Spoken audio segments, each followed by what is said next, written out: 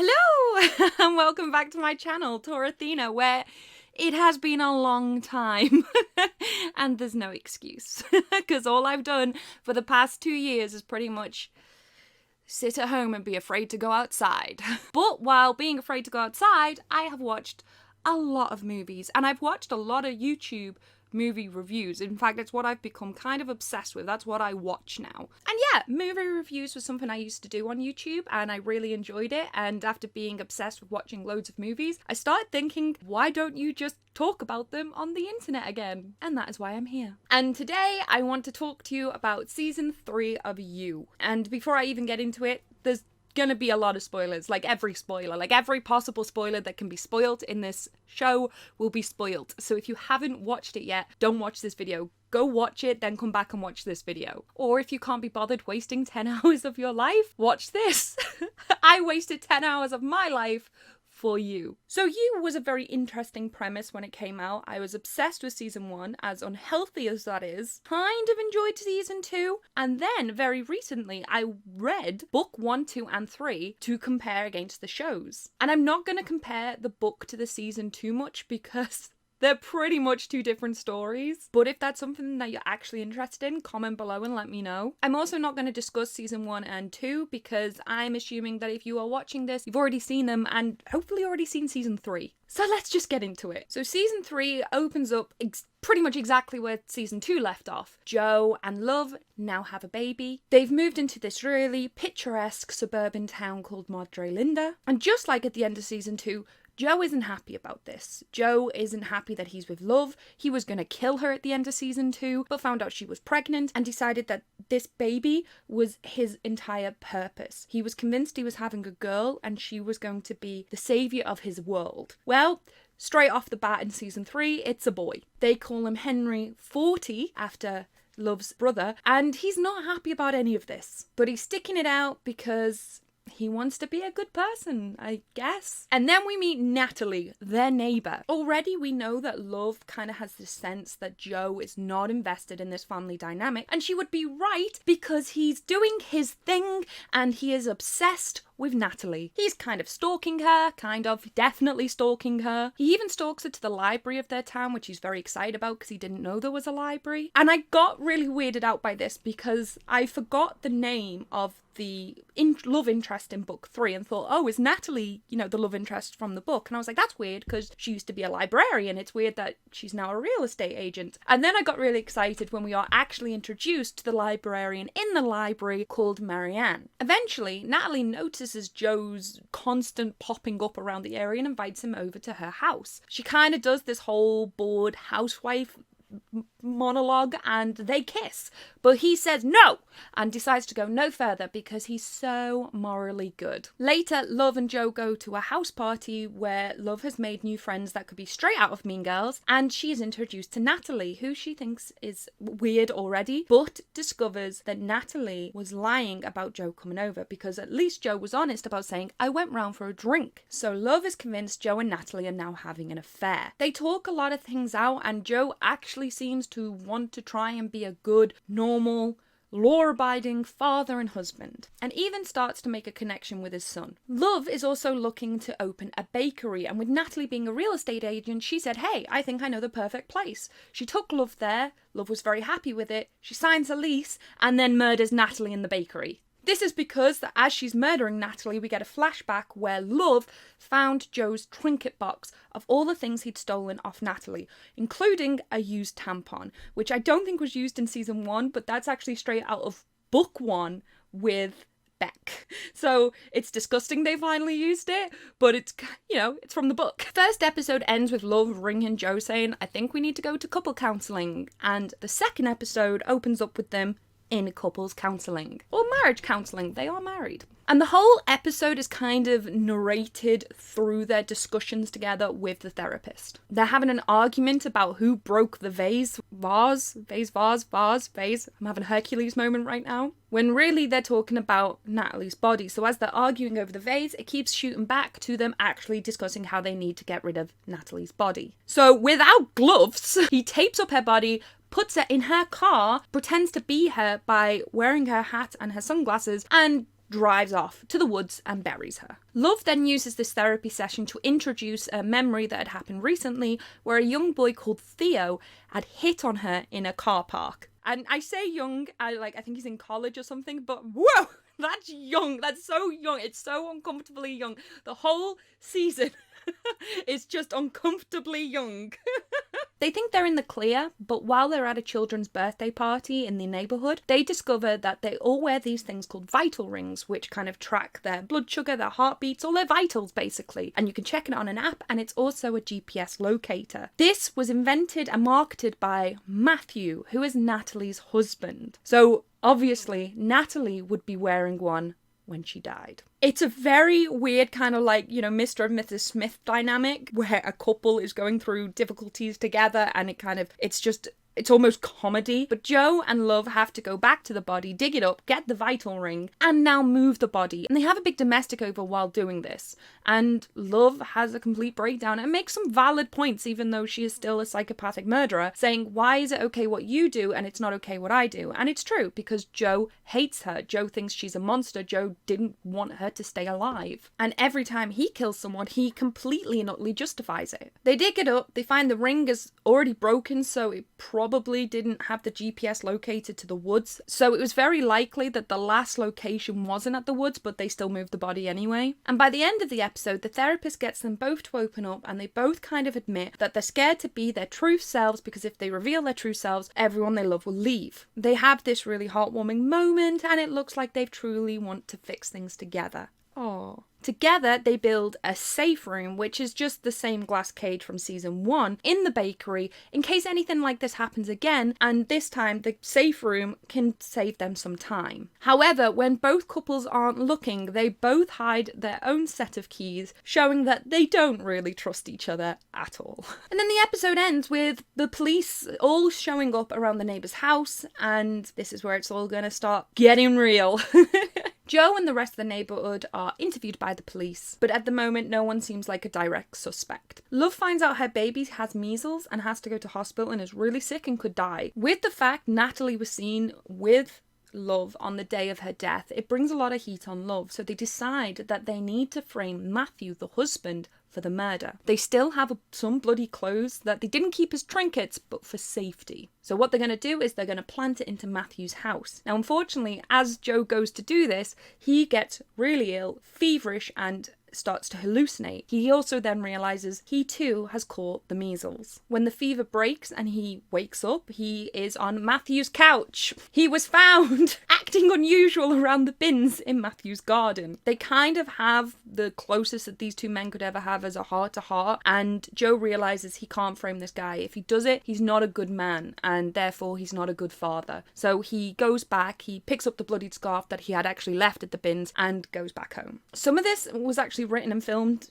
during COVID, because it's been 2 years now, and I don't know if this was thrown in because of these events, but there is some very soapboxy moments where people are really hating on anti-vaxxers. I mean, don't get me wrong, get the vaccine, but I feel like it felt a little on the nose. And later on, Love has to ring all the people that she's been around with the baby to warn them that my baby had measles. If your children haven't been vaccinated yet, they might have the measles. While she's in the bakery, a neighbour called Gil comes into the bakery and confesses that his 2 daughters were never vaccinated because they don't believe in vaccinations, but they did give it to Henry. Love does not take this well and whacks him over the head and then puts him in the glass cage. At this point in time, Joe and Love are genuinely quite good. They call each other a team. They're really working things out, and Joe is so proud of her because she didn't kill him. She didn't give in to her instincts, and this shows growth. They also don't want to kill him, but they can't just let him go. So Joe waits in the cage until he wakes up and tries to be like, hey, look, you nearly killed our son. She shouldn't have done that. I'm sorry. Can we just be friends again and pretend this never happened? He also pretends that the cage is a giant proofing room.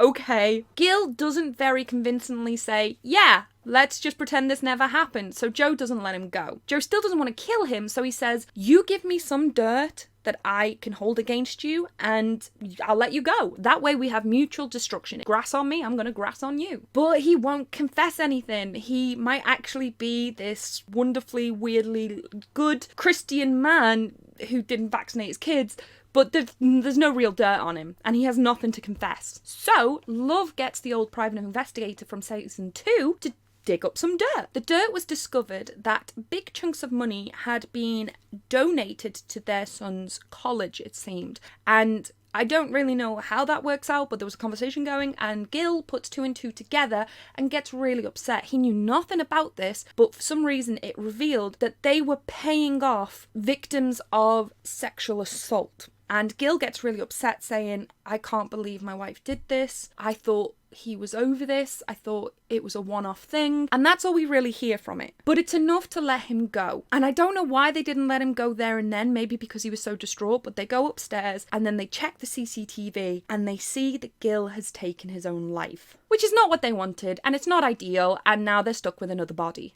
Love comes up with the ingenious plan of framing Gil for murdering Natalie and then taking his own life in guilt from it. She plants an axe with his fingerprints in the woods when they're about to do a search, and while the whole town is doing a neighbourhood search for her, Joe plants the body back in his house with a suicide letter. While Joe's doing all of this, Love is stuck with Theo, who is still horrendously flirting with her and saying wildly inappropriate things like, how effable am I? And then he kisses her, and I don't know, and she doesn't get arrested for child grooming. I don't know, it's so uncomfortable. And then with all that story arc tied up in a nice little bow, because everyone believes that Gil did a murder-suicide, Joe starts getting obsessed with the librarian, Marianne. Because of course he does. He can't help himself. And this bit is like probably the only closest thing to the book. In book 3, there is a Joe, there is a library, and there is a librarian, and that's it. That's probably why I'm not doing the comparison breakdown in this video, because they are two wildly different stories. So episode 5 starts with the passing of time. They are more settled into the house now, they're more of a happy family. The horrible friends, mainly Sherry, who has now become Love's best friend. I don't know if this is my favourite episode or my least favourite, but it's just a cringy mess. So Sherry has a husband called Kerry. Kerry is everything you'd expect in this kind of suburban town. No one in this town touches gluten. He is this, I can't even put it into words. He's just everything. He's everything rolled into one. And on this episode, he invites Joe to go on the weirdest camping trip I've ever seen. And it's about men returning back to their primitive manly ways. So when they get there, the only food they can eat are what they hunt. They can't wear shirts, no exceptions. If they have a problem with one another, they gotta fight it out. And besides from that, there are no rules. Much as that sounds like toxic masculinity, it is also said by each and every person that one of the biggest reasons why they go there is because they all break down and just cry. And they all accept that. Like, no one is laughed at for it. And Joe's like, why do you do this? And he's like, well, you'll understand when your kids start growing up. You just need to go somewhere and scream, which I kind of get, even though I've got no kids. Theo returns from college and practically is harassing Love, especially on this weekend that Joe is away on the camping trip. Theo gets arrested for drunkenly riding a scooter and calls Love to save him. She goes to pick him up, but this is where he confesses his love. And on a park, outside, behind a bench, they kiss and then more. Ugh. It's just so confusing for me because she clearly has a thing for codependent men, needy men. She probably sees a lot of her brother in him, who she's having sex with, and he's like, what, 12? He's not 12. He's not 12. But he's got to be like 20 at the most. No. It's all very weird. And now Joe is back. For some reason, this camping trip has made him realise he belongs, and therefore, because he belongs, he can fully embrace his new obsession, because this is what a very narcissistic personality would do, is they would justify everything they do because they can't be wrong. And he's like, I'm doing this for us, love. I need to find out why I'm obsessed with this librarian, so I cannot be obsessed with this librarian. Makes perfect sense. And then honestly, the next 2 episodes just seem to be Joe and the librarian Marianne kissing and then being like, no, nothing can happen. And he walks away because he's so morally good. And then they kiss again and they say, no, it can't happen because I'm so morally good. It's very weird and it's very boring. The only thing that I've noticed as well happens is the books in the library get ruined because the sprinklers go off for some reason, and so they have to arrange a book fundraiser to replace the books. But looking at this party, I honestly think that the money they must have spent on the fundraiser, they could have just used to buy the books. Okay. Joe had originally tried to keep Love away from the fundraiser because why would he let her there when he is obsessed with Marianne? But unfortunately, the event organizer is Sherry, the best friend, and the chef has got ill or pulled out, so she asked Love to fill in. Because why not? The librarian Marianne has a very abusive and incredibly narcissistic ex who she's in a custody battle with. And just to kind of prove that he still has his claws in her whenever he wants, he gets his job to donate a lot of money, and he is going to come and bring the check on that night. Joe already knew about this abusive ex and has been following him around just to kind of figure him out. But at this party, the abusive ex lets on to Joe that, hey, I've seen you around. Watch your back. Whilst also at this party, Sherry opens up to Love saying that her and Carrie have this wonderful relationship, and one of the reasons is that they have an open polyamorous relationship, and they would be very interested in meeting up. Before Love can even properly respond, she gets a text from the babysitter asking for a payment. She says, why are you asking for payment? We're not home yet. And she says, oh, your mum came to pick up the baby. Was that not the plan? It was not the plan. Throughout the season, Dottie, Love's mother, has become more and more unstable as she's going through a divorce, becomes a little obsessed with her grandson, only calling him 40, and even as far as in this episode saying he is the reincarnated spirit of my son 40. She takes the baby on a drive-through, pays £300 for a lighter, and then goes to the vineyard that she just bought and blows it up. And then the whole kidnapping thing was kind of like, oh, okay, because then she just takes the baby straight back. She didn't kidnap him. She did, but temporarily. Love completely loses her mind and says, you are going to rehab and you are never seeing me or Henry again. On the way to rehab, Dottie tells Joe, hey, I think Love killed her first husband. Watch your back.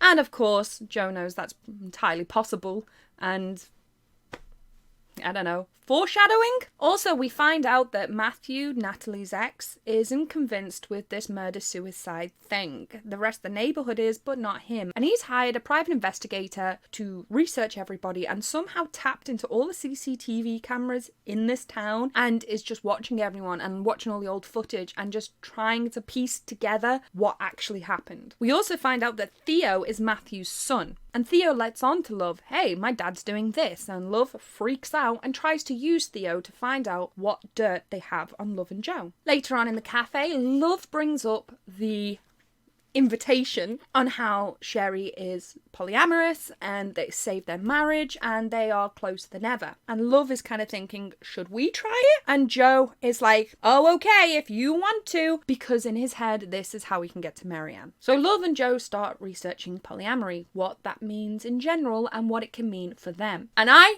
hated, and I do mean hated Sherry when I first met her. For some reason, in episode 1 to 4, she was just this horrible, like, oh my god, kind of mean girl where everything she said was a backsided compliment. Is that right? And then it kind of flipped after episode 5, where she actually is coming across as this really empowered, supportive, open friend. And you start seeing this more from this point on when they meet up in the cafe, all 4 of them, and she makes them sign non-disclosure agreements about this meeting. But they are doing it correct. As uncomfortable and as cringy it is, they're sitting there and they're saying, what do you like? What do you not like? What are your hard limits? What are your soft limits? What are you okay with? Are you okay if me and Love kiss or do something more? Are you okay if Love and my husband Kerry do something or more? And everyone is going, yep, fine with it, fine with it, fine with it. And then Sherry says, are you okay with me and Joe doing something? And at the exact same time, Love says fine and Joe says no. He actually doesn't really care, but he thought that that's what Love would want to hear. Because not everyone is on the same page, they pull out. Sherry and Kerry go, no, get back to us whenever you want, whenever you're all on the same page, but right now, you two aren't ready. In all fairness, they've been nothing but like the most annoying people in the world, but that's mature. Yeah, fair. There is the most cringiest cake scene though. I just got goosebumps thinking about it because I'm cringing that much.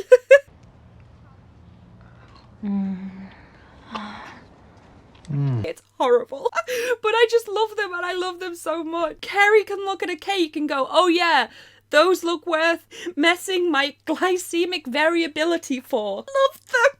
And then some time must have passed because it cuts to Love and Joe hosting the meeting where Sherry and Carrie do the weirdest exercise to loosen up. I can't. And it's really, really, really, really, really, really funny because Carrie reminds me a lot of my ex, like a lot. And when they said that the safe word was Hakuna Matata, I died, and I laughed inside because my ex only had one tattoo and it was Hakuna Matata. I love Carrie, I love my ex. They're brilliant people. Whoever like Hakuna Matata, that's great.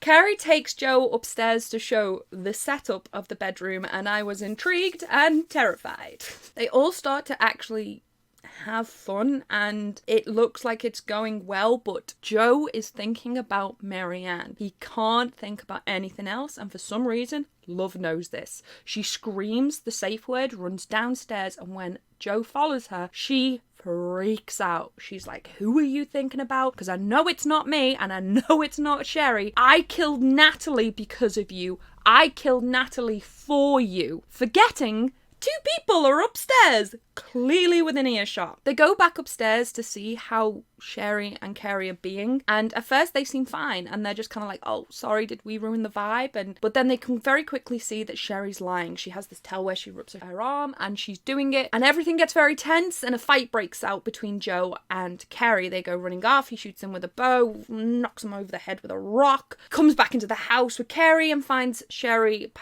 knocked out unconscious on the floor. Somehow they're both still alive, and they are put in the glass cage. He turns to Love, which is the first conversation we've seen since the I killed Natalie for you, and says, are you okay? And Love pounces on him, and they have very steamy meetings right there in the bakery. To which brings this great line where Love is like, that's the best meeting we ever had. And Joe goes, the spark in our marriage doesn't come from swinging. Our love language is violence. That wasn't from the book. They had to write that and put it in. They wrote that and someone went, yes, I will sign off on that. Thea reveals to Love that he has seen some of CCTV footage that was looking into Joe's house, where Joe had got angry and pretty much was being an abusive asshole towards Love. So he now thinks that Joe is just an abusive husband and Love can't leave. So Theo, being the young child that he is, says, I'm going away. I want you to come with me. I'll take care of you. With what? His scooter? Ugh. I mean, he does have a car, but still. They're gonna live in it? Joe finds Marianne, who is desperately upset over losing custody of her child because her abusive ex has manipulated the system. Joe comforts her and they sleep together finally. Then Marianne afterwards says, thank you, you're right, I shouldn't give up on my daughter. I'm going to leave. I'm going to move away so I can be closer to my daughter. And Joe is not happy with that. He doesn't reveal it to her, but he's like, I need to fix this. So Joe goes and kills Marianne's ex. Theo continues looking through all the security footage and eventually sees a CCTV camera across the road from the bakery that captures, with no undeniable proof, of Joe putting a body into Natalie's car and then getting into Natalie's car and driving away.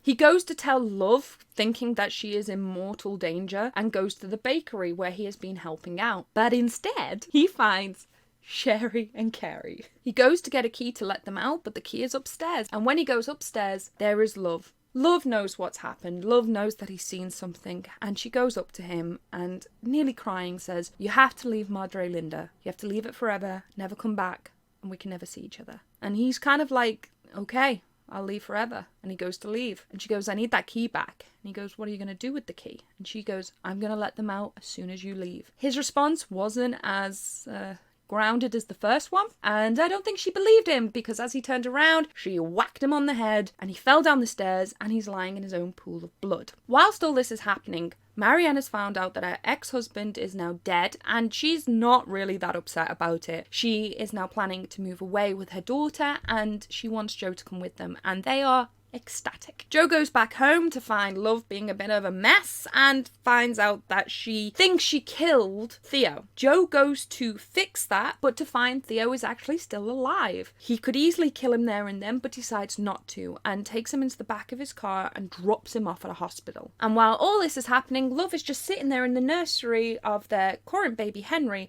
researching baby names because she wants another baby. Because that will fix everything. But while she's in the nursery, she decides to clean out the nappy dispenser, and at the bottom of it is a bloody t-shirt. She doesn't recognise this, so she knows that Jo has murdered and not told her. And while she's in work, she overhears people theorising who could have killed Marianne's ex, as he was a presenter on a news show or something, so he was quite well known. Love isn't stupid. In fact, she's so paranoid she very easily puts two and two together and realises that Jo is having an affair with Marion. And through events, which must have been so weak because I actually only watched this episode 2 hours ago, that I can't even remember what the events were, Jo figures out that Love may know about this affair. And when he comes home to a very calm Love who is cooking dinner and being all nice, he knows that she definitely does know about the affair. During dinner, she calmly says, like, I know you are in love with Marion and you're having an affair on me. Jo, for the first time in this season, has not denied it and not gaslighted her for the first time and said, I'm not happy. I know you're not happy. Can we just get a divorce and co-parent? Before Love has a chance to respond, the baby starts crying and she very calmly goes, I'm going to go check on the baby, and walks away. Jo is very worried at how calm she is. He already believes she killed her first husband after he asked for a divorce, so it's not looking good for Jo. There is a carved joint on the table, so he grabs the butcher's knife from that tray and hides it under the table. She comes back and very calmly sits next to him and says stuff like, I didn't want this to happen, but you're right, I did kill my first husband. She says it was an accident though, he wanted a divorce, and she injected him with, I genuinely might get this wrong because I can't really remember, but something like aconite, and it's a drug that will paralyze you. And she said, I just wanted him to not be able to leave so they could talk things out. But she didn't get the dose right and he died. And she went, but don't worry, this time I've learned from my mistakes. I'm letting it absorb through the skin. And I don't know if she laced everything, and I don't think she did. It was a little bit too plot convenient because she said, this wouldn't be happening if you went for the knife. So she made it sound like, oh, I'm paralyzing you so I could talk about the divorce and not make sure you leave. But it also sounds like I just laced the knife in case you were going to try and kill me, because why else would you grab a knife? But either way, he grabbed the knife, he's now paralyzed and he can't move and he falls on the floor. This clever little cookie then texts Marianne to say come round off Jo's phone, but Love has to leave just for a moment because she has to drop off some cupcakes to a book club. Matthew, who has still been calling Theo, was outside, currently ringing Theo, trying to be like, where are you? Let me know where you are. I'm sorry we had a fight. He sees Love leave and, probably assuming that the house may be empty, goes to have a look around. He then sees Jo tied up on the floor. He makes some pretty wild and very accurate guesses for someone who is having a conversation with someone who is paralyzed and cannot speak, but he finds out that Theo is in a particular hospital, is pretty much saying to him, you did kill Natalie, didn't you? You did kill her. And even though Jo doesn't really confirm or deny it, he's just like, yeah, you did kill her. So he knows Theo's in hospital and he ties Jo back up saying, you deserve whatever Love is going to do to you. And he leaves. Just like that. I love my notes because it says, all this time, Sherry and Carrie are still in a cave. They're both injured, fighting, and I love them. So for a couple of episodes, you know, they've been stressed, they've been tense, and they've been fighting a lot. They've been really petty, and it's been really funny. It has been funny. But now they're starting to realise that they're injured. It looks like Carrie could bleed out if they don't get out soon enough. They could be murdered by Jo and Love, and they are starting to tell each other how much they love each other. And when it's Carrie's turn to tell his feelings, he's like, when I met you, I had massive inflammation. I was still eating gluten.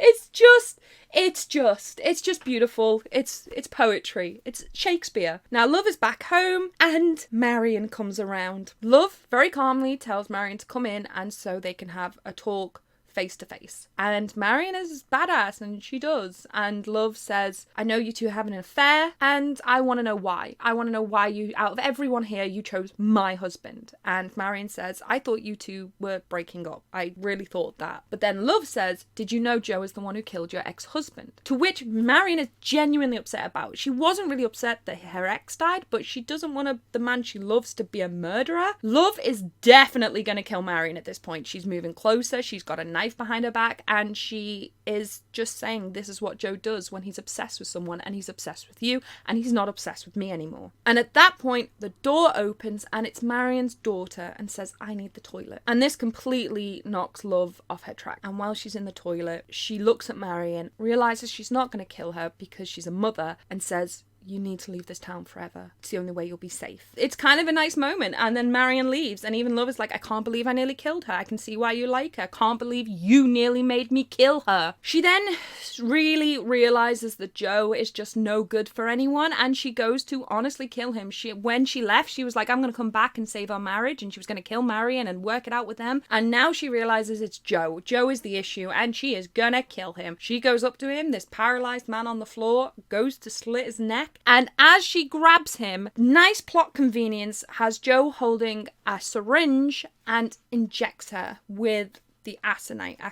I should have researched that. I could have so easily researched that. And injects it directly into her leg. There is then a lot of explanation needed to why he had this syringe and why he's not paralyzed anymore. He explains that he noticed that she'd been doing a lot of gardening, and he researched what she was growing, and one of them was wolfsbane. So he researched an antidote, and one of them is adrenaline, which he already got from Carrie from the meeting to help them last longer. And when she went to go check on the baby, apparently he thought, maybe this is the time I'm going to need them. So he took the tablets of adrenaline, and although he was genuinely paralyzed, he had to be. Why would he pretend to be like that with Matthew? Maybe it wears off a lot quicker because he's got all this adrenaline in his body. So she's dead. She dies, and it cuts to Carrie and Sherry, my heart. Carrie is bleeding out really bad. He's not looking in good shape. He is going to die. And Sherry realizes Love and Joe were never a strong couple. They wouldn't trust each other. So therefore, there had to be a key in this cage, at least one, because those two didn't trust each other, and they are completely correct. Sherry trashes the cage. She goes through every single thing, and inside a dispenser, I think of cotton buds, I think it was, she finds nothing, throws it on the floor, but there actually was something at the bottom. Carrie sees it.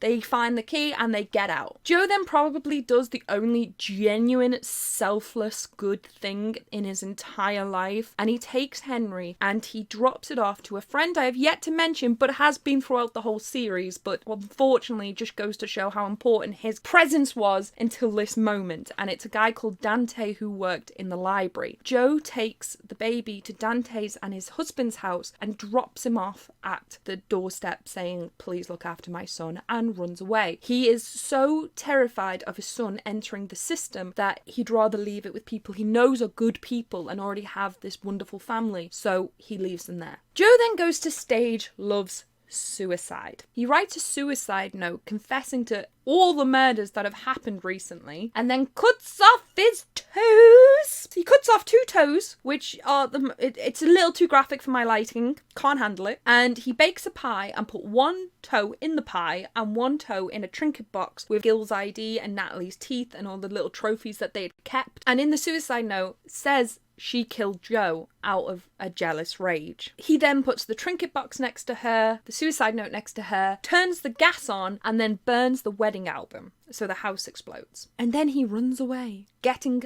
away with it. Joe, as the narrator, says that it did work and she got blamed for everything, and it became a bit of a sensationalized thing in the media of this murder-suicide with this killer woman. It even cuts to, as after some time has passed, Matthew picking his son up from physiotherapy, and he's reading a newspaper article about it with pictures of them on the article. There's a reason I'm mentioning that. Yeah, Matthew and Theo seem to have really sorted out their relationship as father and son. That's great. It then cuts to Dante and his husband playing in a sandpit with Henry, and they are loving him and looking after him, and that's a really nice ending. It cuts to Sherry and Carrie being on a TED's talk discussing how they hacked the cage and they wrote a book called Caged, and it's this radical therapy for married couples, and of course they did, and I love them. And then there's Joe, and it cuts to Joe in Paris, or at least in France, but I think it's meant to be Paris. And he's clearly gone there to look for Marianne, who in one episode said that she was from France and she can speak fluent French and she misses some of it, so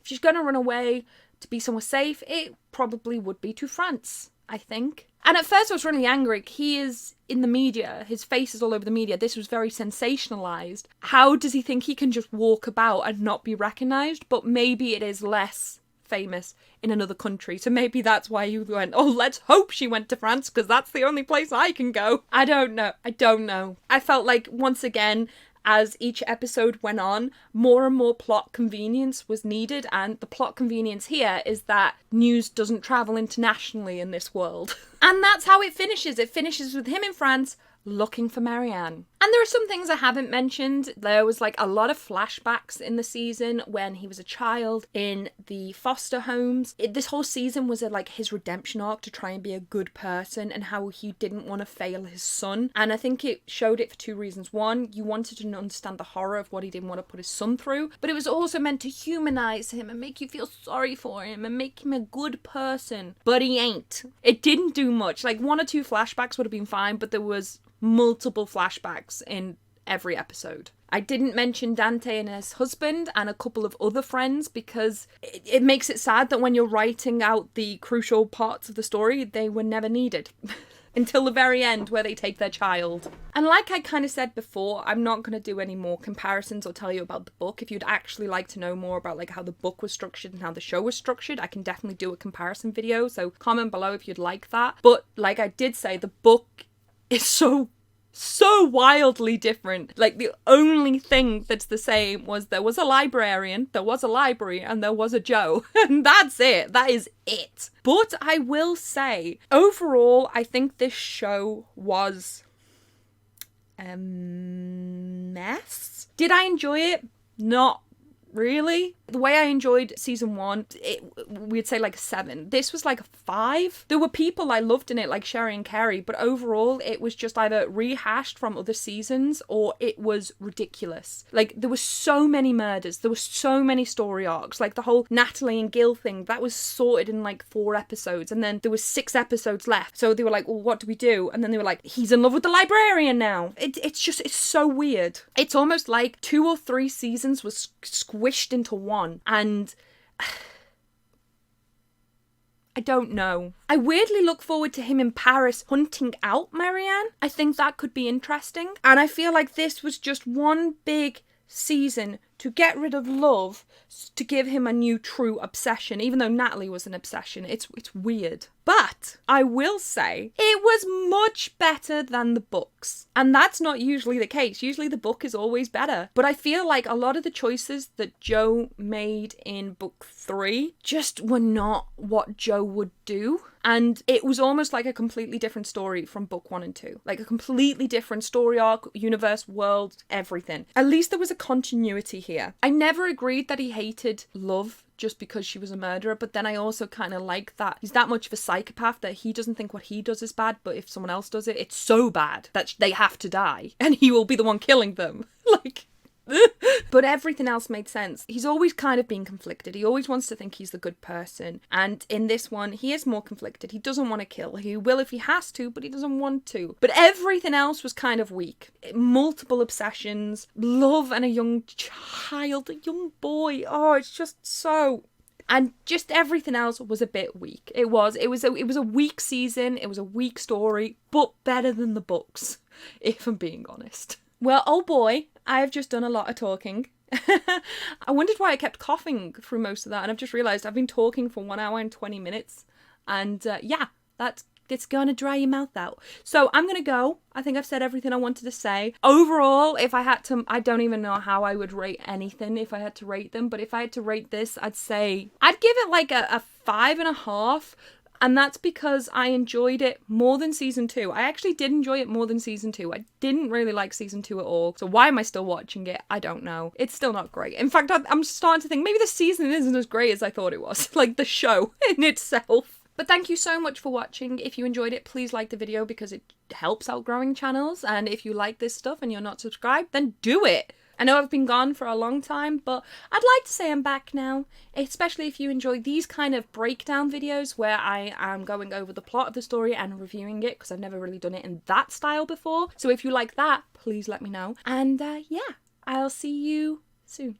Who knows? Not 2 years. Less than 2 years. Bye.